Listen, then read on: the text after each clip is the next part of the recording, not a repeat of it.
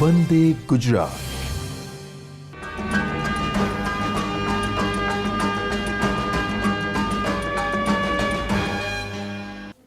નમસ્કાર મિત્રો, વિદ્યુત ભારો અને ક્ષેત્રો આ વિષય પર આપણે ખૂબ ગહન ચર્ચાઓ અત્યાર સુધી કરી.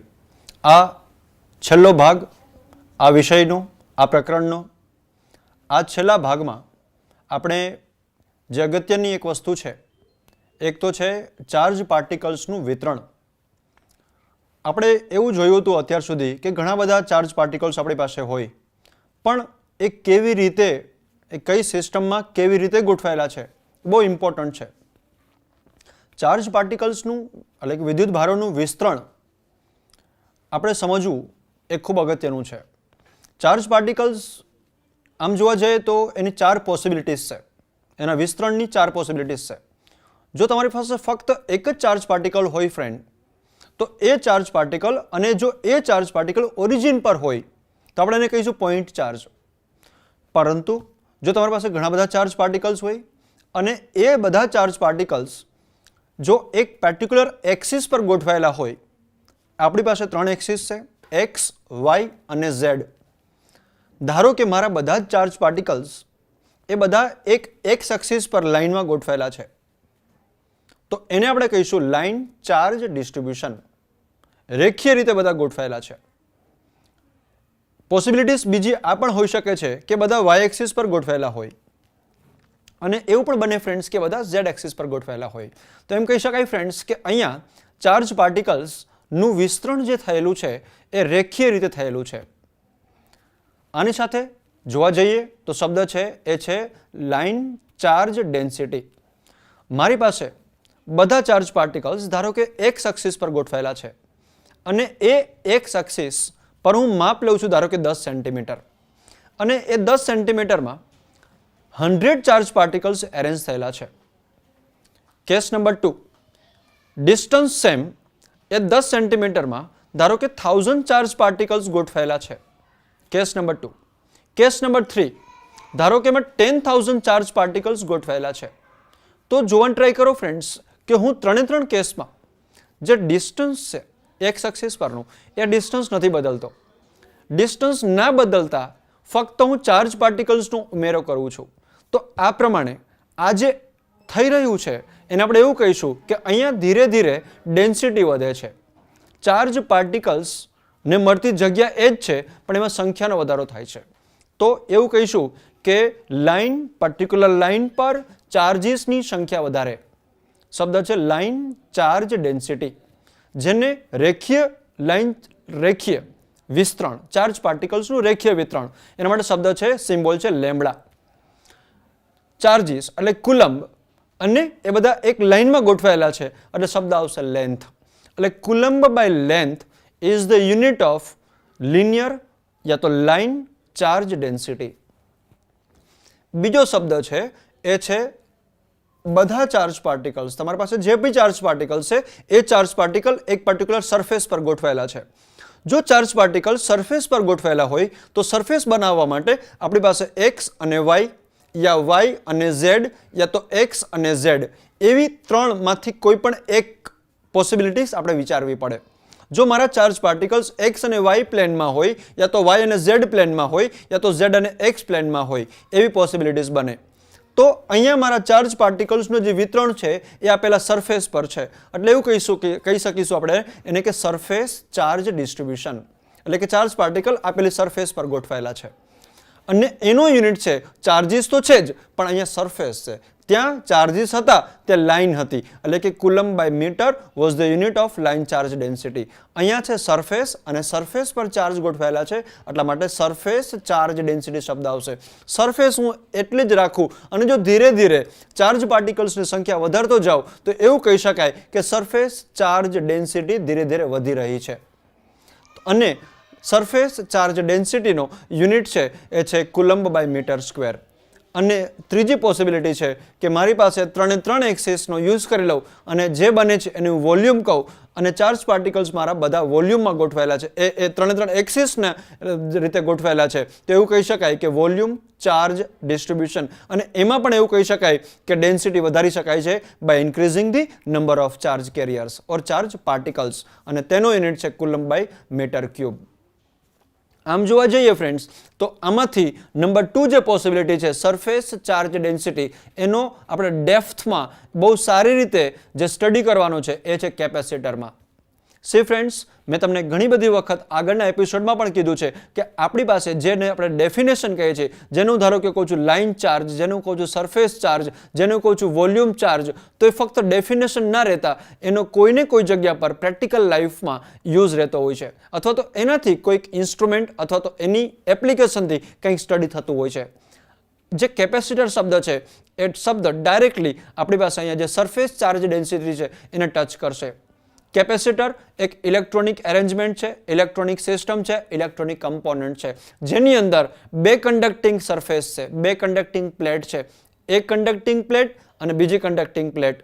એ બે કન્ડક્ટિંગ પ્લેટને આપણે સર્ટેન ડિસ્ટન્સથી દૂર રાખી છે. એક કન્ડક્ટિંગ પ્લેટ ઉપર જો પોઝિટિવ ચાર્જ પાર્ટિકલ્સ હોય તો બીજી કન્ડક્ટિંગ પ્લેટ ઉપર એટલા જ નેગેટિવ ચાર્જ પાર્ટિકલ્સ હોય. સી ફ્રેન્ડ્સ અહીંયા એક તમને શબ્દ સમજાવું ફરીથી. આપણે ઇલેક્ટ્રોસ્ટેટિક શબ્દ સમજ્યા હતા એવો બીજો શબ્દ છે મેગ્નેટોસ્ટેટિક્સ. ઇલેક્ટ્રોસ્ટેટિક એટલે કે charge field developed by stationary charge particles અને બીજો છે મેગ્નેટોસ્ટેટિક્સ જેમાં આપણે મેગ્નેટિક ફિલ્ડની વાત કરીશું ઇલેક્ટ્રિક કરંટ આપ્યા પછીની. આ બે શબ્દ ને જો રિલેટ કરવા હોય તો ઇલેક્ટ્રોનિક્સના 3 ઇમ્પોર્ટન્ટ કમ્પોનન્ટ, એક છે રેઝિસ્ટર, બીજો છે કેપેસિટર અને ત્રીજો છે ઇન્ડક્ટર. જ્યારે તમે કેપેસિટરની વાત કરો ત્યારે એની કન્ડક્ટિંગ પ્લેટ્સમાં જ્યારે તમે ચાર્જ સ્ટોર કરો છો, ચાર્જ સ્ટોર થઈ ગયા એ કન્ડિશન છે એને આપણે ઇલેક્ટ્રોસ્ટેટિક કન્ડિશન કહીશું કારણ કે ચાર્જ ત્યાં સ્ટોર થયા છે and those charge particles are stationary for a while. તમે આપેલા ઇન્ડક્ટરને જો બહારથી વેરિયેબલ કરંટ આપો, વેરિયેબલ ઇલેક્ટ્રિક ફિલ્ડ આપો તો એની આજુબાજુમાં મેગ્નેટિક ફિલ્ડ પ્રોડ્યુસ થશે. જો એની વાત કરીએ આપણે ઇલેક્ટ્રિક કરંટ આપ્યા પછી, ઇન્ડક્ટરને ઇલેક્ટ્રિક કરંટ આપ્યા પછીની વાત કરીએ તો ત્યાં શબ્દ આવશે એ છે મેગ્નેટોસ્ટેટિક્સ. કારણ કે એ જે કોઇલ છે જેને આપણે ઇન્ડક્ટર કહીએ છીએ, જેને બીજી ભાષામાં સોલેનોઇડ કહેવાય છે, એની અંદરની બાજુ તમને યુનિફોર્મ મેગ્નેટિક ફિલ્ડ મળશે. એવી રીતે કેપેસિટરની બે પ્લેટની વચ્ચે તમને યુનિફોર્મ ઇલેક્ટ્રોસ્ટેટિક ફિલ્ડ મળશે. મેં તમને જે છેલ્લા બે શબ્દ કીધા રેઝિસ્ટરને છોડતા, એક કીધો કેપેસિટર અને બીજો કીધો ઇન્ડક્ટર, આ બંનેને ઇલેક્ટ્રોનિક્સની ભાષામાં કન્ડેન્સર કહેવાય છે because this both the devices, both the components are use to store the energy. આ બંને કમ્પોનન્ટમાં તમે એનર્જી સ્ટોર કરી શકો છો, એકમાં ઇલેક્ટ્રોસ્ટેટિક ફોર્મમાં અને બીજામાં મેગ્નેટોસ્ટેટિક ફોર્મમાં. એટલે કે કેપેસિટર જે છે એ બેઝિકલી એડવાન્સમેન્ટ છે. જેવી રીતે મેં તમને કીધું હતું બહુ ટાઈમ પહેલા હોલ ઇફેક્ટ, ફાઇબર ઓપ્ટિક, આ બધા જ એક બેઝિક પ્રિન્સિપલ, બેઝિક સ્ટડીના જ એડવાન્સમેન્ટ છે. એવી રીતે તમારું કેપેસિટર છે જેમાં એક કન્ડક્ટિંગ પ્લેટ જેની ઉપર બહુ બધા ચાર્જ કેરિયર્સ છે, બીજી કન્ડક્ટિંગ પ્લેટ જેની પર બહુ બધા ચાર્જ કેરિયર્સ છે. એવું કહી શકાય ફ્રેન્ડ્સ કે એક પ્લેટ ઉપર જો બધા પોઝિટિવ ચાર્જ કેરિયર્સ હશે તો બીજી પ્લેટ ઉપર બધા માઇનસ ચાર્જ કેરિયર્સ હશે. તો આ પ્રમાણે ચાર્જ કેરિયર્સનું એરેન્જમેન્ટ જે કેપેસિટરમાં થાય છે એ છે સરફેસ ચાર્જ ડિસ્ટ્રીબ્યુશન. અને જે ચાર્જ સ્ટોર થાય છે આમ જોવા જઈએ તો આ કન્ફ્લિક્ટ કરે છે, એમાં વોલ્યુમના ફોર્મમાં ચાર્જ સ્ટોર થાય છે. એટલે કે તમારી સિસ્ટમમાં તમે જોયું હશે પંખામાં કેપેસિટર હોય છે તો એ તમને સિલિન્ડ્રિકલ કેપેસિટર દેખાશે. તો basically it is a charge storage device. અને ફ્રેન્ડ્સ આ જે કેપેસિટર છે એની બહુ બધી એપ્લિકેશન છે. આપણે લોકો જે સમજીએ છીએ એક એપ્લિકેશન જેને કહે છે આપણે ચાર્જ સ્ટોરેજ માટે, પણ એના સિવાય પણ એ ફિલ્ટરમાં, એના સિવાય પણ એ પર્ટિક્યુલર કેપેસિટર છે એ ટીવી ટ્યુનિંગ છે, રેડિયો ટ્યુનિંગ છે, એ બધામાં પણ એનો યુઝ થતો હોય છે. તો પાછા આવતા આ ટોપિકમાં આપણે વાત કરીએ કે ચાર્જ પાર્ટિકલ્સનું ડિસ્ટ્રીબ્યુશન, ચાર્જ પાર્ટિકલ્સનું વિસ્તરણ. ચાર્જ પાર્ટિકલના વિસ્તરણમાં આપણે 3 કેસ સ્ટડી કરવાના છે. એક કેસ છે, એક છે રેખીય ડિસ્ટ્રીબ્યુશન, લિનિયર ચાર્જ ડિસ્ટ્રીબ્યુશન, બીજો છે સરફેસ ચાર્જ ડિસ્ટ્રીબ્યુશન અને ત્રીજો છે વોલ્યુમ ચાર્જ ડિસ્ટ્રીબ્યુશન. એની સાથે સંકળાયેલા શબ્દ linear charge density, surface charge density અને વોલ્યુમ ચાર્જ ડેન્સિટી. એની સાથે સંકળાયેલા units coulomb by metre, coulomb by metre square અને કુલમ્બ બાય મીટર ક્યુબ. આ વસ્તુને હું તમને ડાયાગ્રામના ફોર્મમાં પીપીટીસમાં બતાવવાનું ટ્રાય કરું. તો અહીંયા જોવા જઈએ તો મારી પાસે સતત વિદ્યુત ભારનું વિતરણ છે, જેના 3 ડાયાગ્રામ આપ્યા છે, જેને આપણે કહીશું continuous charge distribution. C friends, if you try to C carefully, this is the line, this is the wire. આ એક વાયર છે, જેમાં મારે આખા વાયરની વાત કરવી હોય તો હું પહેલાં એના સ્મોલ સેગમેન્ટની વાત કરીશ. Small segment of the complete length, આખા લેન્થનો જે વાયર છે એમાં જે સ્મોલ સેગમેન્ટ છે આપણે એને DLL કહીશું. આ DLL બરાબર છે, આ જે વાયર છે એ વાયર ઓરિજિનથી R જેટલો દૂર છે. અને ફ્રેન્ડ્સ, આ પર્ટિક્યુલર પોઈન્ટ P છે, જેનો મારે it is a point of interest, જ્યાં મારે ઇલેક્ટ્રિક ફિલ્ડ અથવા તો મારે એ પોઈન્ટ ઉપર કોઈ બળ શોધવું છે. તો આ જે મારો પોઈન્ટ P અને આ જે લાઇન સેગમેન્ટ છે એનાથી R' જેટલો દૂર છે. આ થઈ ગયું તમારું લાઇન ચાર્જ ડેન્સિટી, જેને આપણે નાના સેગમેન્ટને કહીશું ΔL, અને આવા ΔL ને ભેગા કરીશું તો આપણું કમ્પ્લીટ L બની જશે. પછી અહીંયા જોઈએ તો મારી પાસે એક પૃષ્ઠ છે, એક સરફેસ છે ફ્રેન્ડ્સ. આખી જે સરફેસ છે આ સરફેસને હું નાના સેગમેન્ટમાં ડિવાઈડ કરી દઉં તો નાના સેગમેન્ટને આપેલા સરફેસના નાના સેગમેન્ટનું ΔS કહીશ. બરાબર છે. અને એ જે ΔS સેગમેન્ટ છે અથવા તો આ જે સરફેસ છે એ સરફેસ ઓરિજિનથી R જેટલા ડિસ્ટન્સ પર છે. અને ત્રીજો કેસ છે ફ્રેન્ડ્સ, જે થોડું 3 ડાયમેન્શનલ છે, જોવું અઘરું છે, પણ આ જે એક પર્ટિક્યુલર વોલ્યુમ છે એમાંથી હું વોલ્યુમ સેગમેન્ટ લઉં છું, જેનું ΔV કહીશ, અને એ સેગમેન્ટ એ વોલ્યુમ સેગમેન્ટ ઓરિજિનથી R જેટલા ડિસ્ટન્સ પર છે. પાછા આવીએ તો રેખીય વિદ્યુતભાર, જેના માટે આપણે કહીશું ΔQ is a lambda ΔL. પૃષ્ઠ વિદ્યુતભાર ΔQ સિગ્મા ઇન્ટુ ΔS. અને છે કદ વિદ્યુતભાર એટલે કે વિદ્યુત વોલ્યુમ ચાર્જ, જેને કહીશું ΔQ equal to ρ into ΔV. અહીંથી તમે જાઓ તો lambda equal two ΔQ upon ΔL. અહીંયા જાઓ તમે સિગ્મા તો ΔQ upon del S, અને તમે અહીંયા જાઓ rho તો del Q upon del V. Lambda is a line charge density del Q by del L. અહીંયા તમે જાઓ sigma તો it becomes del Q by del S is a surface charge density, અને જો તમે અહીંયા rho પર જાઓ તો it becomes a del Q by del V is a volume charge density. હવે જે ઇમ્પોર્ટન્ટ છે, ખૂબ ઇમ્પોર્ટન્ટ છે એક્ઝામિનેશન માટે, અને જેની પરથી બહુ બધા ક્વેશ્ચન્સ આપણે મળતા હોય છે, એ છે ગોસનો નિયમ. સી ફ્રેન્ડ્સ, આ જે નિયમ એવું કંઈ કહે છે કે વિદ્યુત ફ્લક્સના ખ્યાલના એક સરળ ઉપયોગ તરીકે આપણે કેન્દ્ર ઉપર એટલે કે આ સેન્ટર પર આપણે એક ચાર્જ પાર્ટિકલ લેવાનો છે. એને આપણે બિંદુવત ચાર્જ પાર્ટિકલ લઈશું, જે આ જે સ્ફિયર છે જેની ત્રિજ્યા છે R જેટલી, જેની ત્રિજ્યા કેટલી છે R જેટલી છે, અને આપણે આને આવું દ્રશ્યમાન કર્યું છે. હવે આ જે કમ્પ્લીટ તમારું જે વોલ્યુમ છે એમાં આપણે આ પર્ટિક્યુલર સેગમેન્ટ લીધો છે, જેને આપણે del S કહીશું. તો આ del S માંથી કેટલી ફિલ્ડ લાઇન્સ બહાર જાય છે અથવા તો કેટલી ફિલ્ડ લાઇન્સ અંદર આવે છે એનો આપણે સ્ટડી કરવો છે. હવે સી ફ્રેન્ડ્સ, અહીંયા જે Q છે એની બે પોસિબિલિટી છે. Either this Q is a positive or this Q is a negative. If the charge particle is positive then the field lines will go out, A field lines બહાર જશે. અને આ એવું નથી ફ્રેન્ડ્સ કે આ ફિલ્ડ લાઇન આમ ગઈ, આ ફિલ્ડ લાઇન્સ આવી ફિલ્ડ લાઇન્સ આમ નીચે પણ જતી હશે, આ ફિલ્ડ લાઇન્સ આમ નીચે પણ જતી હશે, અને આ ફિલ્ડ લાઇન્સ આમ પણ જતી હશે. બરાબર છે. તો ફિલ્ડ લાઇન્સ જે બહાર નીકળે છે એ આપેલા સરફેસમાંથી આટલા રિજિયનમાંથી કેટલી બહાર નીકળે છે એ આપણે જોવાની છે.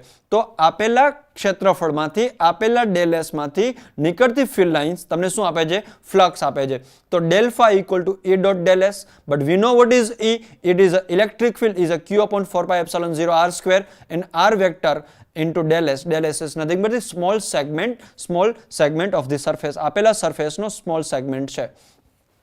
હવે ફ્રેન્ડ્સ, આ ગોળામાંથી પસાર થતું કુલ ફ્લક્સ ના જે જુદા જુદા ક્ષેત્રફળ છે, અહીંયા આપણે એક del S લીધું, પછી આવું બીજું del S અહીંયા હશે, આવું ત્રીજું del S અહીંયા હશે. તો આખા સ્ફિયરમાં આવા ઘણા બધા del S હશે. જો તમે આવા બધા del S ને ભેગા કરી દો તો તમારા સ્ફિયરની એક સરફેસ બની જાય. તમે આવા ઘણા બધા જુદા જુદા જે તમારા ક્ષેત્રફળ બન્યા છે એને તમે ભેગા કરી દો, એનો સરવાળો કરી દો એટલે કે સમેશન કરી દો બધા del S નું, તો તમને phi મળે. જે તમને અહીંયા del phi છે del S ના લીધે એ તમને અહીંયા phi મળશે સમેશન કર્યા પછી. તો એવું કહી શકાય કે બધા del S નો સરવાળો કર્યા પછી Q upon 4 pi epsilon 0 R square that gives you complete flux. તો ગોળાનો દરેક ક્ષેત્રફળનો ખંડ જો વિદ્યુત ભારથી સમાન R અંતરે આવેલો હોવાથી અહીંયા ફ્રેન્ડ્સ જોવાનું ટ્રાય કરજો કે આ del S, પછી અહીંયા જે del S હશે એ, અહીંયા જે del S હશે એ, આ સેન્ટરથી R જેટલા જે અંતરે છે એ બધામાં R નું જે અંતર છે સરખું છે. એટલે અહીંયા લખ્યું છે કે ગોળાનો દરેક ક્ષેત્રફળ ખંડ, આ ક્ષેત્રફળ ખંડ છે, આ ગોળાનો આ જે છે એ ક્ષેત્રફળ ખંડ છે, અને એ Q થી એટલે કે ચાર્જ પાર્ટિકલથી r ડિસ્ટન્સ પર છે. તમે ધારો કે અહીંયા બીજો કોઈ ક્ષેત્રફળ ખંડ લેશો તો એ પણ r જેટલા ડિસ્ટન્સ પર જ આવશે. તો phi equal to you can say q upon 4 pi epsilon 0 r square. અહીંયા મેં આ ક્વોન્ટિટીને q upon 4 pi epsilon 0 r square આ જે ક્વોન્ટિટી છે આ ક્વોન્ટિટીને મેં સમેશનની બહાર કાઢી. કેમ તો મારું અહીંયા r જે છે એ કોન્સ્ટન્ટ છે. તો વધ્યું શું? બધા ડેલ s નો સરવાળો. બધા ડેલ s નો સરવાળો કરો તો તમને સરફેસ મળે. અને આ જે સ્ફિયર છે ગોળાની જે ક્ષેત્રફળ છે, ક્ષેત્રફળ માટે સૂત્ર છે 4 pi r square. અને ફ્રેન્ડ્સ તમે s ની જગ્યા પર 4 pi r square મૂકશો તો q upon 4 pi epsilon 0 r square, q upon 4 pi epsilon 0 r square અને s ની જગ્યા પર 4 pi r square મૂકશો તો તમારી પાસે આ 4 આ pi r square કેન્સલ થઈ જશે તો q upon epsilon 0 મળશે. તો એવું કહી શકાય કે ફ્લક્સ આ ગોળામાંથી જે ફ્લક્સ મળશે એ ફ્લક્સ કોની ઉપર આધારિત છે? તો q ઉપર અને epsilon 0 ઉપર. q ઉપર અને epsilon 0 ઉપર. મીનિંગ એવો થયો ફ્રેન્ડ્સ કે આ ડિસ્ટન્સ કાંઈ પણ હશે, આપેલા ખંડનું સેન્ટરથી ડિસ્ટન્સ કાંઈ પણ હશે એ તમે ફોર્મ્યુલાથી જોવાનું ટ્રાય કરશો તો ફાઈને એની સાથે કંઈ લેવા દેવા નથી. પણ યસ, તમારા સેન્ટરમાં કેટલો ચાર્જ પાર્ટિકલ છે એ ઇમ્પોર્ટન્ટ છે. અને તમારા ચાર્જ પાર્ટિકલ અને એની આજુબાજુનું જે વાતાવરણ છે, જે તમારું જે પરમિટિવિટી છે, ફ્રી સ્પેસ છે કે અધર દેન ફ્રી સ્પેસ છે એ ઇમ્પોર્ટન્ટ છે. જો તમારી પાસે અધર દેન ફ્રી સ્પેસ હોય તો અહીંયા એપ્સિલોન મૂકીશું અને epsilon is nothing but epsilon 0 into epsilon r. So this a formula for the phi if it is not a free space. અને જો ફ્રી સ્પેસ હોય તો q upon એપ્સિલોન 0. એમ કહી શકાય કે બંધ સપાટી S માંથી પસાર થતું વિદ્યુત flux is a q upon epsilon 0, જ્યાં q છે S વડે ઘેરાયેલો કુલ વિદ્યુતભાર છે. આ S સરફેસ વડે ઘેરાયેલો ટોટલ વિદ્યુતભાર છે. બરાબર છે ફ્રેન્ડ્સ? અહીંયા એવું જરૂર નથી કે એક જ ચાર્જ પાર્ટિકલ હશે. અહીંયા q ની જગ્યા પર q1, q2, q3 થી લઈને qn સુધીના ચાર્જ પાર્ટિકલ તમે મૂકી શકો છો. એનું તમારે સુપરપોઝિશન કરવાનું છે. એક જ વસ્તુનું ધ્યાન રાખવાનું છે એ કે જો ઇક્વલ અને ઓપોઝિટ ચાર્જ પાર્ટિકલ સરખા મૂકી દીધા તો અહીંયા q ની વેલ્યુ 0 થઈ જશે. અને આ ફોર્મ્યુલા પ્રમાણે, ફ્લક્સના ફોર્મ્યુલા પ્રમાણે જો q ની વેલ્યુ 0 થશે તો phi ની વેલ્યુ 0 થઈ જશે. આ નિયમ એવું સૂચવે છે કે બંધ સપાટીમાંથી પસાર થતું કુલ વિદ્યુત ફ્લક્સ શૂન્ય છે જો સપાટી વડે કોઈ વિદ્યુતભાર ઘેરાતો ના હોય. કોઈ વિદ્યુતભાર ઘેરાતો ના હોય એનો મિનિંગ એવો થાય ફ્રેન્ડ્સ કે q ની વેલ્યુ 0. q ની વેલ્યુ 0 એનો મિનિંગ એવો થાય ફ્રેન્ડ્સ કે q તમે મૂક્યો જ નથી. અથવા તો મિનિંગ એવો થાય ફ્રેન્ડ્સ કે જેટલા પ્લસ વિદ્યુતભાર છે એટલા જ માઇનસ વિદ્યુતભાર છે. ગોસનો નિયમ કોઈ પણ બંધ સપાટી માટે સત્ય છે. તેના આકાર કે એના પરિમાણ સાથે એને કોઈ લેવા દેવા નથી. એનો શેપ કંઈ પણ હશે અને એનું ડાયમેન્શન કંઈ પણ હશે એને કંઈ લેવા દેવા નથી. ગોસનો નિયમમાં જે જમણી બાજુ છે એટલે કે રાઇટ હેન્ડ સાઇડ છે, એટલે કે ગોસનો નિયમમાં phi equal to q upon epsilon 0, that is a q and epsilon 0 are at the right hand side. બરાબર છે? એમાં એવું લખ્યું કે જમણી બાજુનું પદ q સપાટી વડે ઘેરાયેલા બધા વિદ્યુતભારોને સમાવે છે. બધા વિદ્યુતભારોને સમાવે છે એનો મિનિંગ એવો થાય કે આપેલા સ્ફિયરની અંદર રહેલા જેટલા પણ ચાર્જ પાર્ટિકલ છે એના માટે q લખ્યો છે. એટલે કે q equal to q1 plus q2 plus q3 જેટલા પણ ચાર્જીસ હશે એનો સરવાળો.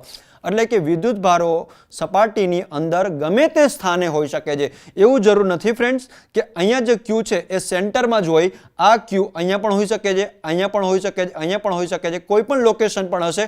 પણ તમારા આપેલા સ્ફિયરની અંદર q એટલે કે ચાર્જ પાર્ટિકલ હોવો જરૂરી છે. તો ને તો જ તમને અહીંયા ફ્લક્સની વેલ્યુ મળશે. Because flux directly પ્રપોઝનલ to the number of charge particles. બીજી વસ્તુ, જે પરિસ્થિતિમાં સપાટી એવી પસંદ કરવામાં આવી હોય કે કેટલાક વિદ્યુતભારો અંદર અને કેટલાક વિદ્યુતભારો બહાર હોય તો વિદ્યુત ક્ષેત્ર એ લોકોનું જ મળશે જે લોકો S ની અંદર હશે. અને જે બહાર હશે એના લીધે તમારું વિદ્યુત ક્ષેત્ર એટલે કે ફ્લક્સ, તમને જે વિદ્યુત ફ્લક્સ મળશે તમને 0 મળશે.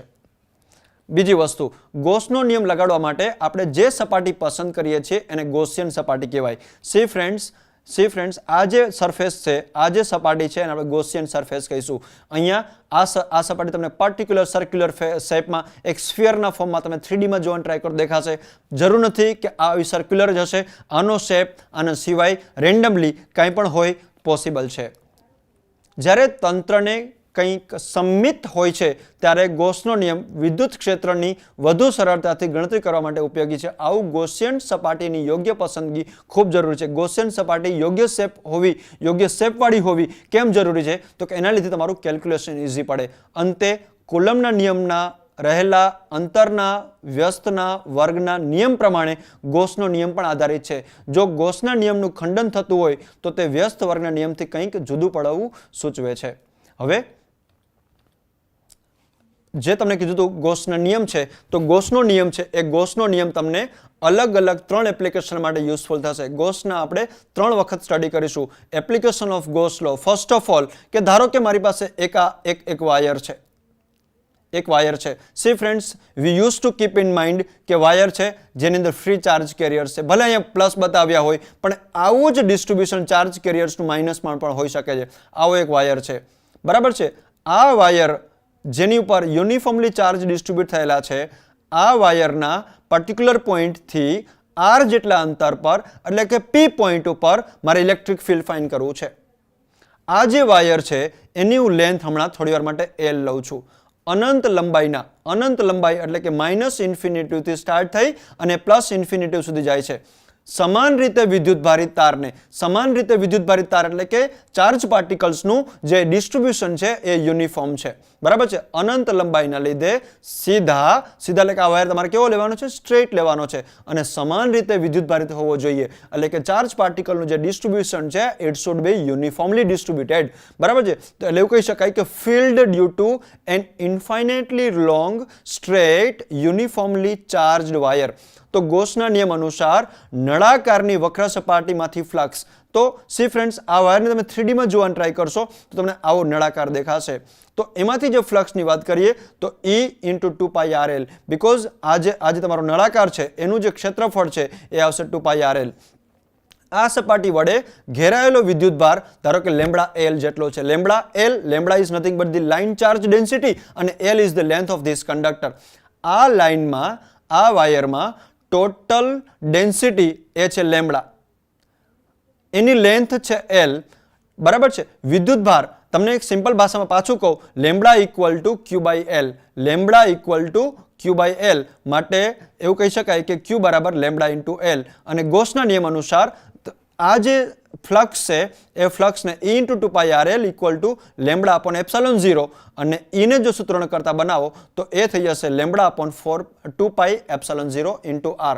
આ ફોર્મ્યુલા આપણે બરાબર નોંધી લઈશું ફ્રેન્ડ્સ કે આની ઉપરથી આપણે ઘણા બધા ન્યુમેરિકલ કરવાના છે. અહીંયા જે E બતાવે છે is a electric field developed at this point which is r far from this particular wire. અને આ વાયરની ખાસિયત એવી છે કે આનો જે લાઇન ચાર્જ ડિસ્ટ્રીબ્યુશન છે એની ડેન્સિટી લેમ્બડા છે અને આ જે પોઈન્ટ P છે અને આ જે તમારો વાયર છે એની વચ્ચે શૂન્યાવકાશ છે, એટલે કે ફ્રી વેક્યુમ અથવા તો એર હમણાં આપણે એઝ એ મીડિયમ લઈશું. બીજું પોસિબિલિટી છે કે મારી પાસે સરફેસ છે, એટલે કે સમાન રીતે વિદ્યુતભારિત અનંત સમતલ વડે, એટલે કે સમતલવાળું જે ક્ષેત્ર છે એની વાત કરવાની છે, એટલે કે field due to uniformly charge infinite plane sheet.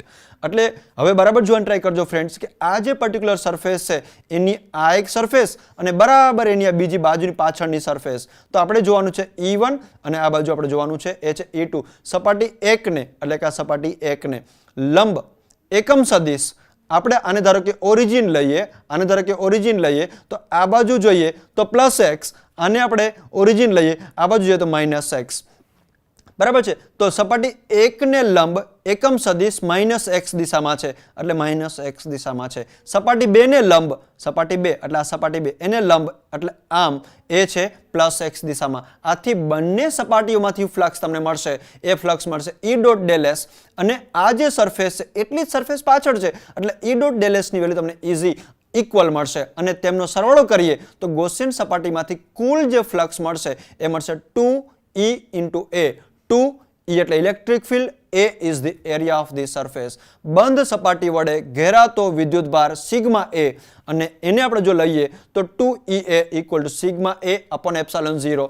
2EA માટે આપણે અહીંયા E ને લખીએ સૂત્રમાં મેઇન, તો અહીંથી 2 અને A સામે જાય તો તમને મળશે સિગ્મા અહીંયા એ છે, અહીંયા પણ એ છે, એટલે 2 એપ્સિલોન 0 અને સદિશના ફોર્મમાં તમારે લખવું હોય તો સિગ્મા અપોન 2 એપ્સિલોન 0 અને n કેરેટ.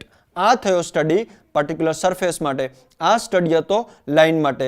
લાઇન માટે તમે e ની વેલ્યુ ફાઇન્ડ કરો. સિગ્મા તમારો e ની વેલ્યુ મળશે લેમ્બડા અપોન 2 પાઈ એપ્સિલોન 0 r. અહીંયા તમને e ની વેલ્યુ મળશે સિગ્મા અપોન 2 એપ્સિલોન 0. અને ત્રીજો કેસ જે છે એ છે ગોસના નિયમનો ઉપયોગ કરવાનો છે આપણે સમાન રીતે વિદ્યુતભારી પાતળી ગોળાકાર કવચને લીધે ક્ષેત્ર. પણ ડિયર ફ્રેન્ડ્સ, બરાબર સમજવાનું ટ્રાય કરજો. અહીંયા આપણે અલગ અલગ કેસ જોવાનું ટ્રાય કરીશું. અહીંયા તમે જુઓ તો કે અહીંયા મારી પાસે આ છે વિદ્યુતભારની પૃષ્ઠ જેની ઉપર ચાર્જ પાર્ટિકલ ડેવલપ થયેલા છે અને એની ડેન્સિટી છે સિગ્મા. ગોસિયન સપાટી હું બહાર લઉં છું. અહીંયા લઉં છું ગોસિયન સપાટી. આ છે ગોસિયન સપાટી. પણ યાદ રાખજો બરાબર મિત્રો કે ગોસિયન સપાટીની અંદર આ ચાર્જ પાર્ટિકલ છે. Case number 2. આ છે મારી ગોસિયન સપાટી. આ છે મારી ગોસિયન સપાટી. સોરી, આ છે મારી ગોસિયન સપાટી અંદરની બાજુ અને આ છે મારું વિદ્યુતભાર. મેં પહેલા જ કીધું હતું કે જો તમારા ચાર્જ પાર્ટિકલ બહાર હશે ગોસિયન સરફેસની અને ચાર્જ પાર્ટિકલ જો ગોસિયન સરફેસની અંદર હશે તો આપણે બે કેસ જોઈએ. તો એ પ્રમાણે જોઈએ તો E × 4πr², E × 4πr². અહીંયા જે r છે એ r ઇન્ડિકેટ કરે છે આ distance, point P of interest. આ પોઈન્ટ P એટલે જ્યાં મારે ઇલેક્ટ્રિક ફિલ્ડ ફાઇન્ડ કરવું છે. બટ એને આપણે આગળ લખીએ તો સિગ્મા અપોન એપ્સિલોન 0 E ની જગ્યા પર સિગ્મા અપોન એપ્સિલોન 0 4πr². કેમ ભાઈ હું અહીંયા r ની જગ્યા પર કેપિટલ R લઉં છું? કેમ કે મારી આ જે વિદ્યુતભારિત જે આ રિંગ છે એનું ડિસ્ટન્સ O થી R જેટલું છે. So I am replacing this small r by capital R, and if I do the calculation, if I write this formula for E equals sigma r² divided by epsilon 0 અને r². if અહીંયા આગળ calculation કરીએ તો એ બની જશે q upon 4 પાઈ epsilon 0 r², જ્યાં q છે એ છે 4 પાઈ કેપિટલ r² ઇન્ટુ સિગ્મા. એને આપણે કહીશું ગોળાકાર કવચ પરનો કુલ વિદ્યુતભાર. હવે જો q ની વેલ્યુ 0 થી વધારે હોય તો વિદ્યુત ક્ષેત્ર બહારની બાજુનું હોય. વિદ્યુત ક્ષેત્ર કઈ બાજુનું હશે? બહારની બાજુનું હશે. અને તો વિદ્યુત ક્ષેત્ર ક્યારે વિદ્યુત ક્ષેત્ર અંદરની બાજુનું હશે? જો q ની વેલ્યુ લેસ ધેન 0 હશે. તો કે આ ક્ષેત્ર વિદ્યુતભાર q ને કેન્દ્ર ઉપર કેન્દ્ર બિંદુ કયું છે? O બિંદુ ઉપર છે. તો કેન્દ્ર બિંદુ O ઉપર આપણે જો કોઈ વિદ્યુતભારને મૂકીએ તો એનો સ્ટડી એટલે કે એનો સ્ટડીમાં આ ફિલ્ડ લાઇન્સ બહારની બાજુ જશે.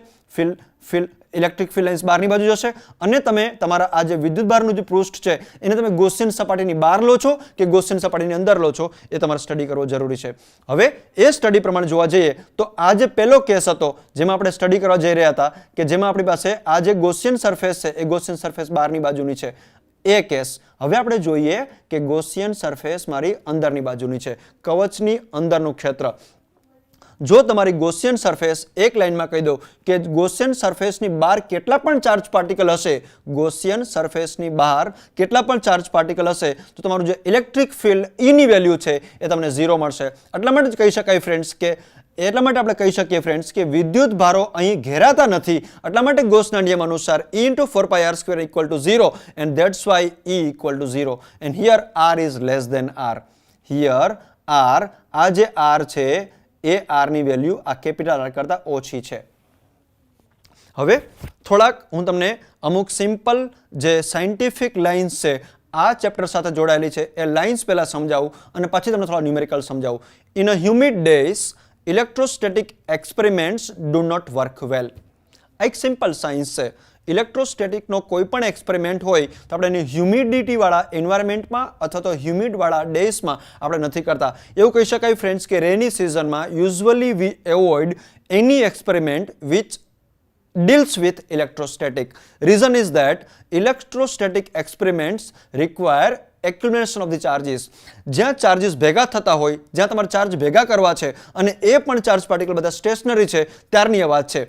whatever charges you appearing at a particular place during the experimentation, they are drained away through the humid air. humid atmosphere માં જે એર છે એ એર આપેલા ચાર્જ પાર્ટિકલને પોતાની તરફ ખેંચી લે છે. એટલા માટે હ્યુમિડ ડેઝમાં આપણે આવા ઇલેક્ટ્રોસ્ટેટિક એક્સપેરિમેન્ટ્સ ના કરવા જોઈએ. Number 2, vehicles carrying inflammable materials usually have a metallic ropes touching the ground during motion. એટલે કે જે વેહિકલ્સમાં ઇનફ્લેમેબલ, તમે ઘણી બધી વખત વાંચ્યું હશે ફ્રેન્ડ્સ કે ઘણા બધા ટેન્ક, ઘણા બધા ટ્રક જેમાં કંઈક આવું ઇનફ્લેમેબલ એટલે કે જેમાં પેટ્રોલ ધારો કે ડીઝલ છે, ધારો કે એલપીજી છે, ધારો કે સીએનજી છે, એવું મટીરિયલ જ્યારે તમે ટ્રાન્સપોર્ટ કરતા હો ત્યારે એ ટ્રકમાં જે તમારી મેટાલિક બોડી છે, મેટાલિક બોડીમાંથી કોઈ કન્ડક્ટિંગ રોપ તમારો જે રોડ છે એની સાથે ટચ થતો હશે એવું તમને દેખાય તો જોવાનું ટ્રાય કરવું. Vehicles carrying inflammable materials usually have a metallic ropes touching the ground during motion. Any motion દરમિયાન એ જે મેટાલિક રોપ છે એ કન્ટિન્યુઅસલી ગ્રાઉન્ડને ટચ થતો હશે. રીઝન છે moving vehicles get charged due to friction. કોઈ બી ઓબ્જેક્ટ છે એ જ્યારે મોશનમાં હોય ફ્રિક્શન થવાનું અને ફ્રિક્શન લીધે ચાર્જ થશે. The inflammable material may catch fire due to the spark produce by the charged vehicle. Charge ક્યાંથી આવે વેહિકલ પાસે? Due to the friction. તો આપણે એવી ટ્રાય કરવાની છે ફ્રેન્ડ્સ કે આપેલો વેહિકલમાં ચાર્જ સ્ટોર થાય જ નહીં અને એ ચાર્જ જો ભેગો થાય તો એ ચાર્જ આપેલા કન્ડક્ટિંગ રોપથી ગ્રાઉન્ડ થઈ જાય. When metallic rope is used, the charge developed on the vehicle is transferred to the ground and so the fire is prevented. એટલે આપેલા ઇનફ્લેમેબલ વેહિકલને જેમાં આગ લાગી શકે છે ક્યોંકિ એમાં ચાર્જ ભેગો થાય છે, આપેલા ફ્રિક્શનના લીધે એ ચાર્જને આપણે શું કરવાનું છે? ગ્રાઉન્ડ કરી દેવાનો છે. એક સિમ્પલ ક્વેશ્ચન છે કે can body have a charge of 0.8 into 10 power minus 19 coulomb. આપેલા ચાર્જ પાર્ટિકલની વેલ્યુ આવી પોસિબલ છે તો આપણી પાસે સિમ્પલ ક્વોન્ટાઇઝેશનનો રૂલ છે Q equal to NE. You go for N equal to Q by E. If you put the value of Q like this and if E is nothing but 1.6 10 power minus 19, the value of N you are getting is 0.5. And dear friends, N is always integer. It cannot be in a fraction. That's why this value of charge is not possible. What is the number of electric lines of force that radiate outwards from a 1 coulomb of charge? તમારી પાસે 1 coulomb charge particle હોય તો એમાંથી કેટલી electric lines બહાર નીકળશે? Number of lines of force is equal to electric flux is a Q upon epsilon 0. Just you put the value of Q and the value of Q is 1 coulomb. If you put the value of epsilon 0, this much of lines will come out from the 1 coulomb charge particle. Next, one simple illustration is there. When electric field is entering in a closed surface, તમારી પાસે આ close surface છે અને આ close સરફેસમાં જો તમને એવું દેખાય કે ઇલેક્ટ્રિક ફિલ્ડ લાઇન્સ અંદરની બાજુ જાય છે તો એને આપણે નેગેટિવ ફ્લક્સ કહીશું ફ્રેન્ડ્સ. અને જો આવી કોઈ પર્ટિક્યુલર સરફેસમાંથી ઇલેક્ટ્રિક ફિલ્ડ લાઇન્સ બહારની બાજુ દેખાય છે તો આપણે એને કહીશું positive flux. And my dear friends, અહીંયા તમે સરફેસ જોવાની ટ્રાય કરો છો, એ સરફેસનો કોઈ શેપ નથી પણ આપણે કહીશું એને ગોસિયન સરફેસ. એટલા માટે એવું કહી શકાય કે ગોસના લોમાં સરફેસ કોઈ પણ હશે, કેવી પણ હશે, ઇમ્પોર્ટન્ટ નથી, એનો શેપ ઇમ્પોર્ટન્ટ નથી, ઇમ્પોર્ટન્ટ છે એમાં કેટલા ચાર્જ પાર્ટિકલ છે. અને એ પણ વસ્તુ કહું ફ્રેન્ડ્સ કે અહીંયા લાઇન્સ 1 આ 2 આ 3 આ 4 આ 5 અને આ 6. અહીંયા 1 આ 2 આ 3 આ 4 આ 5 અને 6 બંનેમાં 6 લાઇન્સ, આમાં 6 લાઇન્સ અંદર જાય છે, આમાં 6 લાઇન્સ બહાર જાય છે. એવું કહી શકાય કે બંને એન્ક્લોઝડ સરફેસમાં નંબર ઓફ ચાર્જીસ સરખા છે બટ એની જે પોલારિટી છે ડિફરન્ટ છે. એટલે એવું કહી શકાય કે જો લાઇન્સ અંદરની બાજુનું તો નેગેટિવ ફ્લક્સ અને જો ઇલેક્ટ્રિક ફિલ્ડ લાઇન્સ બાજુની બાજુનું તો પોઝિટિવ ફ્લક્સ. ફિલ્ડ લાઇન્સ ક્યારે બહાર નીકળે ફ્રેન્ડ્સ? ફિલ્ડ લાઇન્સ તો જ બહાર નીકળે કે જો અંદરની બાજુ પોઝિટિવ ચાર્જ પાર્ટિકલ હોય, એટલા માટે એને પોઝિટિવ ફ્લક્સ કહે છે. અને ફિલ્ડ લાઇન્સ અંદરની બાજુ ક્યારે આવે ફ્રેન્ડ્સ? કે જ્યારે ચાર્જ પાર્ટિકલ માઇનસ તમે એન્ક્લોઝ કર્યો હોય. એક વસ્તુ છે electric flux in a different situation. Electric flux in a different situation એનો મિનિંગ એવો થાય કે ઇલેક્ટ્રિક ફિલ્ડ યુનિફોર્મ છે કેમાં? And surface is a plane. Electric field uniform હોય તો શું બને? તો કે ઇલેક્ટ્રિક ફિલ્ડ જો યુનિફોર્મ હોય તો ફાઈની વેલ્યુ આવશે E a cos theta. Electric field uniform અને સરફેસ ઇઝ અ પ્લેન. તમે જોવાનું ટ્રાય કરો ફ્રેન્ડ કે ઇલેક્ટ્રિક ફિલ્ડ ઇઝ યુનિફોર્મ. આ બીજો કેસ, ઇલેક્ટ્રિક ફિલ્ડ અહીંયા યુનિફોર્મ છે પણ સરફેસ તમારી યુનિફોર્મ નથી તો તમારું નેટ ફ્લક્સનો જે ફોર્મ્યુલો છે એ છે પાઈ આર સ્ક્વેર ઇન્ટુ E. આ એક નાનકડું ડેરિવેશન છે પણ તમારા નોલેજ માટે યાદ રાખજો બરાબર રીતે. આની પરથી કોઈને કોઈ ન્યુમેરિકલ ક્યારેક તમને ટચ કરશે. Electric field is uniform, surface is plane તો phi equal to E a cos theta. Electric field is uniform and surface is not plane તો net flux phi equal to pi r square into E. And third case electric field is not uniform. તમે જોવાનું try કરો friends કે અહીંયા જે દર્શાવ્યું છે એ છે યુનિફોર્મ ઇલેક્ટ્રિક ફિલ્ડ લાઇન્સ બતાવી છે, અને આવી જ ઇલેક્ટ્રિક ફિલ્ડ લાઇન્સ, આવી જ યુનિફોર્મ ઇલેક્ટ્રિક ફિલ્ડ લાઇન્સ તમે અહીંયા પણ દર્શાવી શકો છો. પણ ત્રીજો કેસ એવું કહે છે ફ્રેન્ડ્સ કે મારી પાસે ઇલેક્ટ્રિક ફિલ્ડ લાઇન્સ છે એ બધી નોન યુનિફોર્મ છે, એટલા માટે એવું કહી શકાય in this case we have to use the integration that is phi equal to E dot ds. Here E is variable and ds may be variable. That's why after integrating this component, this particular quantity, you will get the complete flux. એક ઓર diagram આપ્યો છે friends, તમે બરાબર જોવાનું try કરશો તો અહીંયા જોશો તમે તો અહીંયા S1 માંથી આ જે ગોસિયન સરફેસ S1 છે એમાંથી એક લાઈન, આ લાઈન નંબર 2, આ લાઈન નંબર 3, આ લાઈન નંબર 4, આ 5 અને 6 લાઇન્સ બહાર નીકળે છે. એટલા માટે એવું કહી શકાય કે આ ચાર્જ પાર્ટિકલ પ્લસ છે. અહીંયા તમે જોવાનું ટ્રાય કરશો તો માઇનસ ચાર્જ પાર્ટિકલ, અને માઇનસ ચાર્જ પાર્ટિકલમાં આ એક લાઇન, આ બે લાઇન, આ 3, આ 4, આ 5 અને 6 લાઇન એન્ટર થઈ, એટલે જેટલી વેલ્યુ પ્લસ ક્યુની છે એટલી જ વેલ્યુ માઇનસ ક્યુની છે. બીજી એક વસ્તુ તમે જરા બરાબર ઓબ્ઝર્વ કરવાનું ટ્રાય કરજો ફ્રેન્ડ્સ કે પ્લસ ક્યુમાંથી આ લાઇન ટર્મિનેટ થાય છે minus ક્યુમાં. S1 is a Gaussian surface. Inside it we have placed plus charge particle. See, I am speaking again. This is a S1 is a Gaussian surface. Inside it one can say there is a plus charge particle. This is a Gaussian surface S2 where one can say there is a minus charge particle. Now but what about the S3? S3 માં જોવાનું try કરશો, જે line enter થઈ એ જ line બહાર નીકળી, જે line enter થઈ એ લાઈન બહાર નીકળી. Simply I can say S3 જે ગોસિયન સરફેસ છે એની અંદર તમે કોઈ ચાર્જ પાર્ટિકલ નથી મૂક્યો, અથવા તો ન્યુટ્રલ ચાર્જ પાર્ટિકલ હોઈ શકે છે 0.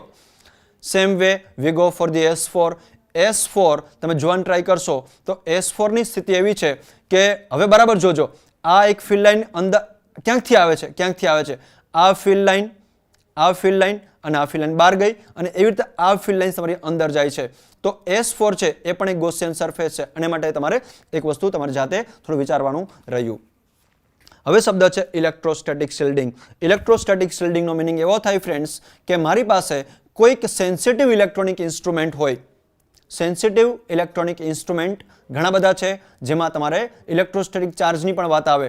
તો એવા ઇન્સ્ટ્રુમેન્ટમાં if you want to protect it from the external field that might cause the wrong measurement. તમે જ્યારે મેઝરમેન્ટ કરતા હોવ અને જો બહારનું ફિલ્ડ તમને અસર કરતું હોય એવા કેસમાં તમે તમારા ઇન્સ્ટ્રુમેન્ટને કોઈક મેટાલિક બોક્સથી જતો ઢાંકી દો તો એને ઇલેક્ટ્રોસ્ટેટિક શિલ્ડિંગ કહેવાય. તો આ ઇલેક્ટ્રોસ્ટેટિક શિલ્ડિંગ છે એ જે હાઈફાઈ ઇન્સ્ટ્રુમેન્ટ હોય એના શિલ્ડિંગ માટે યુઝ થાય છે.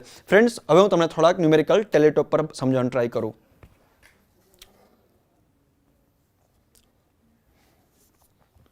હવે જેમ તમને મેં એક ઇક્વેટોરિયલ પર ઇલેક્ટ્રિક ફિલ્ડ સમજાવ્યું હતું, તો એ ડાયપોલ હોય, ધારો કે મારી પાસે calculate the electric field. This is the last, you can say, set of numericals where we will cover all the kind of numericals. Calculate the electric field at an equatorial point 12 cm from the center of dipole. મારી પાસે એક charge particle છે એ છે 1 microcoulomb. આ એની line છે joining this to charge particle એ છે 1 માઇક્રોકુલમ. આ જે ડિસ્ટન્સ છે બંને વચ્ચેનું એ ડિસ્ટન્સ છે 10 સેન્ટીમીટર, અને બરાબર સેન્ટરથી આમ અપ જઈએ 12 સેન્ટીમીટર.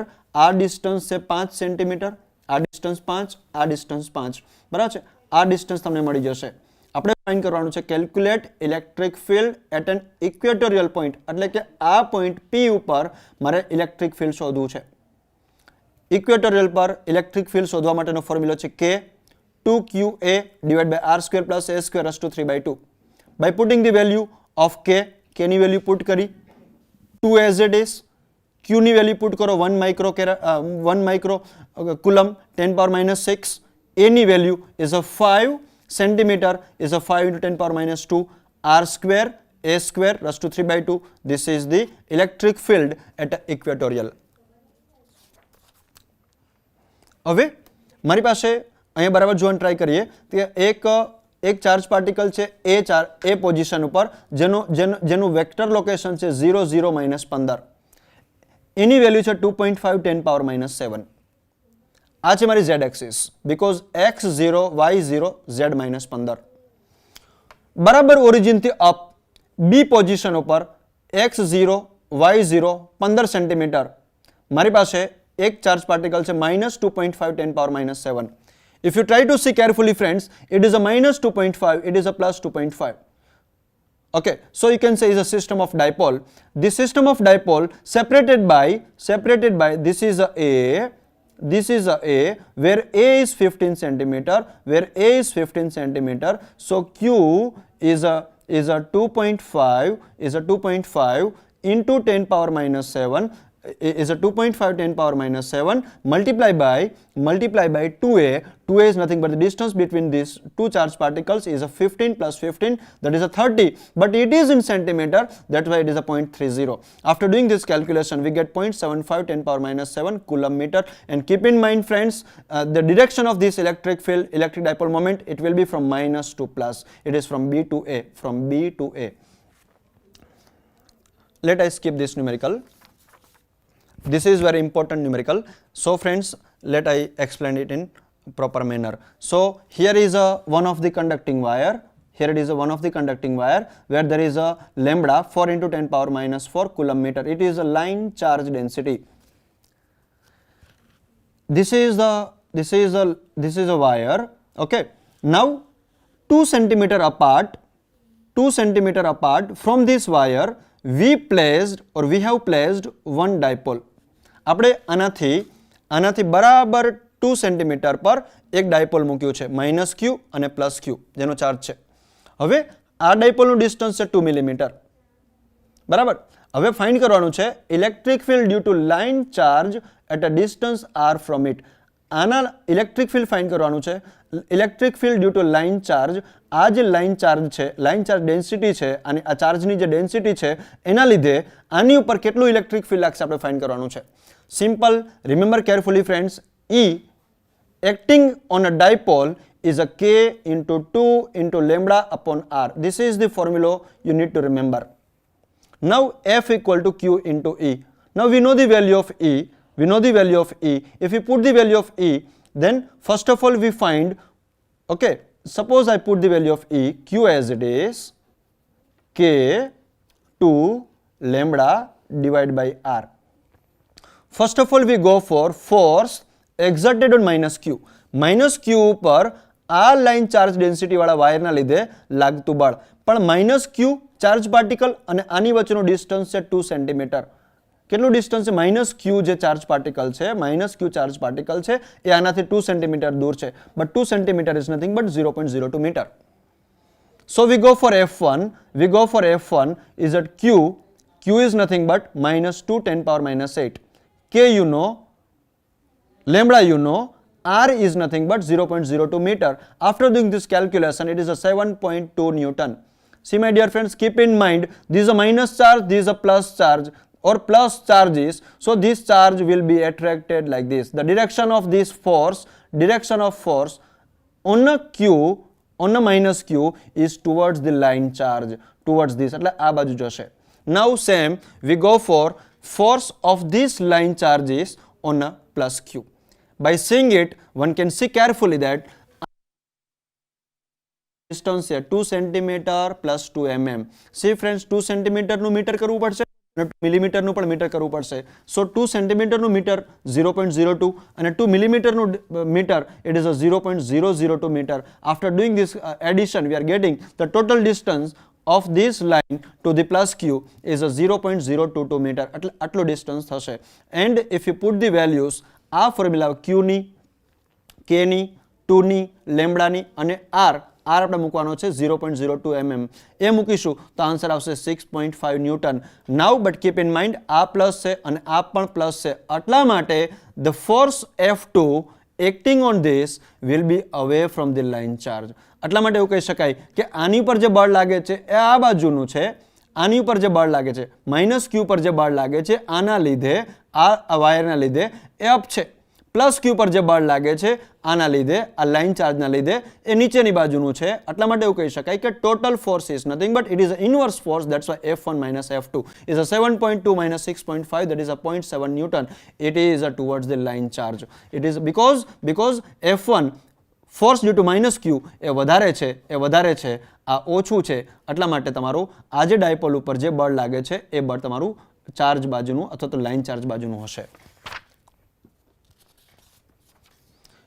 આપણી પાસે યુનિફોર્મલી ચાર્જ સ્ફિયર છે, એની પર total charge uniformly charge sphere છે. આ એક સ્ફિયર છે જેની પર યુનિફોર્મ ચાર્જ ગોઠવાયેલા છે આટલા 2 પાઈ × 10⁻12 કુલમ, જેનું રેડિયસ છે 5 સેન્ટીમીટર. જેનું રેડિયસ છે 5 સેન્ટીમીટર. આપણે શોધવાની છે સરફેસ ચાર્જ ડેન્સિટી. આ સરફેસ પરની ચાર્જ ડેન્સિટી. ફોર્મ્યુલા છે sigma equal to Q/4πr². Value put કરીએ આપણે બધી જ, તો આપણી પાસે છે 2 પાઈ × 10. સી ફ્રેન્ડ્સ, અહીંયા એક વસ્તુ તમને સમજાવવું પડે પણ સમજી જશો, વાંધો નહીં આવે. 2 પાઈ × 10⁻12 એ તમે મૂકી દેશો ક્યુની વેલ્યુ. સિમ્પલ, અહીંથી તમને બતાવું. આ ક્યુની વેલ્યુ છે, બરાબર છે, એ મૂકી દીધી 2 pi 10⁻12, 2 pi 10⁻12, 4 pi as it is, અને r ની જગ્યા પર 5 સેન્ટીમીટર છે, it is in metre, 0.05 whole square. After doing this calculation, sigma it is a you can say surface charge density. આ સરફેસ પરની ચાર્જ ડેન્સિટી આવશે 2 10⁻12 coulomb by metre square. એક numerical હજુ લઈએ આપણે.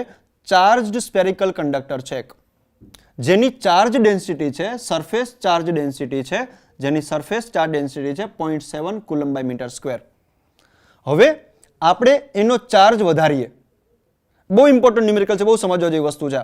એક ચાર્જ સ્ફેરિકલ કંડક્ટર છે, એની density આપણે આપેલી છે 0.7 coulomb by metre square. Friends, હવે આપણે એનો ચાર્જ ધીરે ધીરે વધારીએ. કેટલો વધાર્યો? તો કે હતો એમાં 0.44 કુલમ વધાર્યો અને એની ડેન્સિટી બની ગઈ 0.14 coulomb by metre square.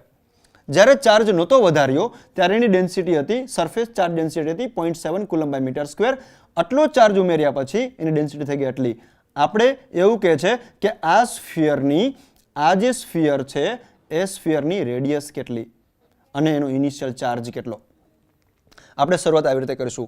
Sigma surface charge density equal to Q/4πr². પહેલા કેસમાં આપણી પાસે 0.7 છે, સરફેસ ચાર્જ ડેન્સિટી 0.7 છે, Q/4πr². અહીંયા એવું નથી કીધું ફ્રેન્ડ્સ, આપણે એવું કીધું છે કે આપણે ચાર્જ વધારીએ છીએ. જ્યારે આપણે એનું રેડિયસની જે વેલ્યુ છે આપણે એઝ ઇટ ઇઝ રાખીએ છીએ, એટલે Q/4πr². બીજી વખત જે 0.7 હતી એ 0.7માં ચેન્જ થયો. કેટલો ચેન્જ થયો? 0.7માં 0.14 જેટલો ચેન્જ થયો. તો ઓબ્વિયસ છે આપણે ચાર્જ વધાર્યો એટલે એની ડેન્સિટી તો વધવાની જ, એટલે 0.7માં 0.14 આપણે એડ કર્યા. 0.7માં 0.14 એડ કર્યા. It is equal to Q plus charge કેટલો વધાર્યો હતો એમાં Qમાં આપણે 0.44 વધાર્યો, Qમાં 0.44 વધાર્યો divide by 4πr². See friends, 0.7 plus 0.14 is a 0.84. હવે આપણે એટલું જ કરવાનું છે કે 2 that is a 0.84 divide by 0.7, 0.84 divide by 0.7 and this divide by this. પણ આ parameter 4πr² will cut, so it is a Q plus 0.44, Q plus 0.44 divided by Q. After doing this calculation we'll get Q equal to 2.2 coulomb. So એવું કહી શકાય friends કે આનો initial charge જે સેન્ટરમાં હોઈ શકે છે મે બી એ છે 2.2 કુલમ અને તમે જે વધારો છો એ છે 0.44 કુલમ. હવે આ થયો પહેલો ડેટા. બીજો ડેટા છે ઇનિશિયલ ચાર્જ. ઇનિશિયલ ચાર્જ આપણે શોધ્યો. હવે આપણે શોધવાનું છે રેડિયસ ઓફ સ્ફિયર. તો આ ફોર્મ્યુલાથી સિગ્મા ઇક્વલ ટુ Q/4πr² થી r² નું સૂત્રનો કરતા બનાવતા આવું મળે, r ને રૂટ કરતા આવું મળે. Q ની વેલ્યુ આપણી પાસે છે, સિગ્માની વેલ્યુ છે, બધી વેલ્યુ પુટ કરશો તો 0.5 metre. This is the radius of this sphere, that is a 0.5 metre. Initial charge, conclusion એવું કહેવાય ફ્રેન્ડ્સ કે આ ચાર્જ પાર્ટ, આ જે સ્ફિયર છે જેની ઇનિશિયલ ડેન્સિટી હતી, સરફેસ ચાર્જ ડેન્સિટી હતી 0.7 અને એનો ઇનિશિયલ ચાર્જ હશે ત્યારે 2.2 કુલમ, જેની રેડિયસ હશે એટલે કે મળે છે આપણે છે 0.5 મીટર. આ 2.2માં તમે એડ કરો છો 0.44 કુલમ, તો આ જે ડેન્સિટી છે એ વધી જાય છે 0.14 coulomb per metre square. An infinite line charge produces this much of electric field, 9×10⁴ Newton by Coulomb, at a distance of 2 cm. Calculate the linear charge density. See friends, linear charge density formula મેં તમને યાદ રખાવ્યો છે. It is E equal to lambda upon 2πε0r. Write down linear charge density find કરવી છે. Write down this formula for lambda. You can say lambda equal to 2πε0 E into r. E into R 2 pi. Now friends, what is epsilon 0?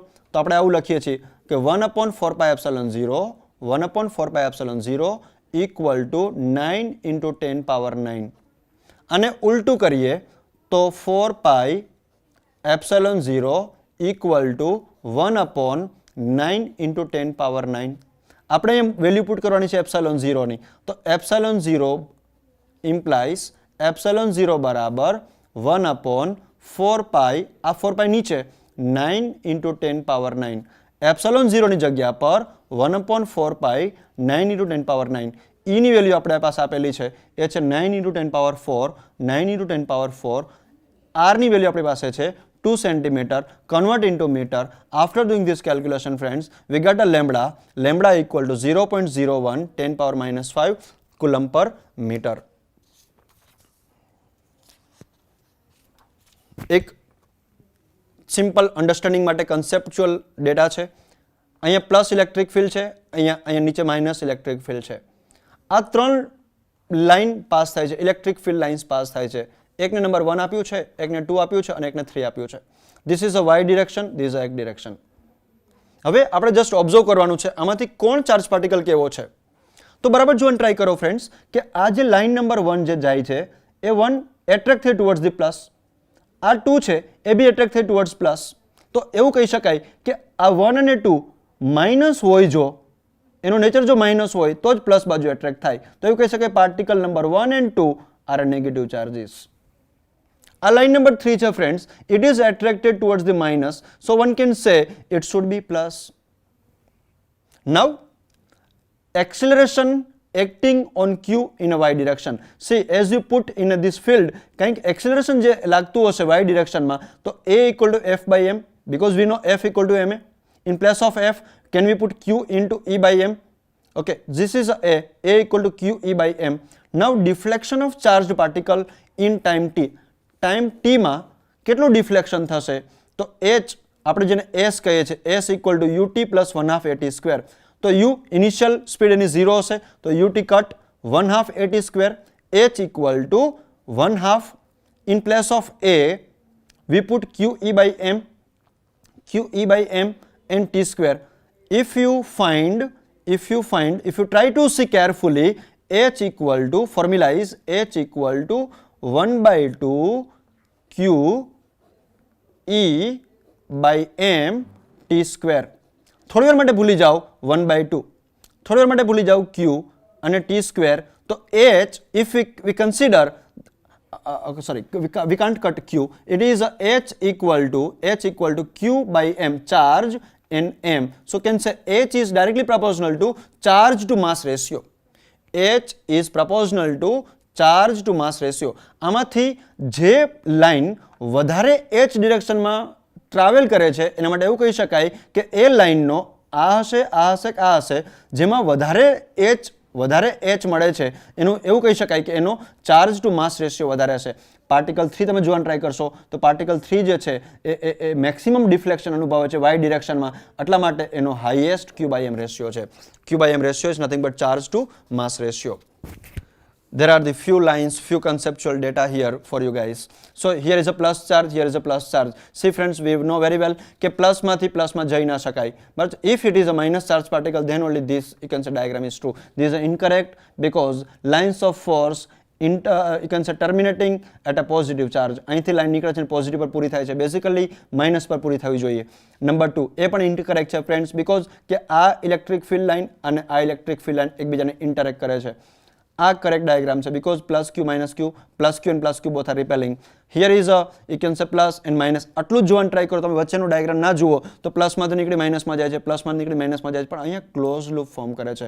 So you can say it is incorrect because the lines of force never, you can say, form a closed loop. See friends, with this we conclude here chapter number 1, in which chapter number 1 we studied different concepts where we have seen the basic phenomenon of electric charge. You can say we try to see certain magnetic field. You can say we have seen the charge, you can say attraction, repulsion, electroscope. you can say friction electricity, we can say electrostatics, metal, semiconductor, insulator. Then you can say a certain concept of earthing and grounding, you can say charging by induction, વિદ્યુત ભારના મૂળભૂત ગુણધર્મો એટલે કે you can say additivity of charge, charge by conserved, charges conserved થાય છે, quantization, you can say કુલમ્બનો નિયમ. પછી વિદ્યુત ક્ષેત્ર electric field lines due to point charge, due to multiple charges, and you can say વિદ્યુત ફ્લક્સ, સતત charge distribution, ગોસનો નિયમ. અને આની સાથે સાથે ઘણા બધા ન્યુમેરિકલ્સને પણ સમજવાની ટ્રાય કરીએ, ઘણા બધા ન્યુમેરિકલ્સ આપણે ગણવાની બી ટ્રાય કરીએ. તો આ પ્રમાણે આ ચેપ્ટર અહીંયા પૂરું થાય છે. Thank you very much.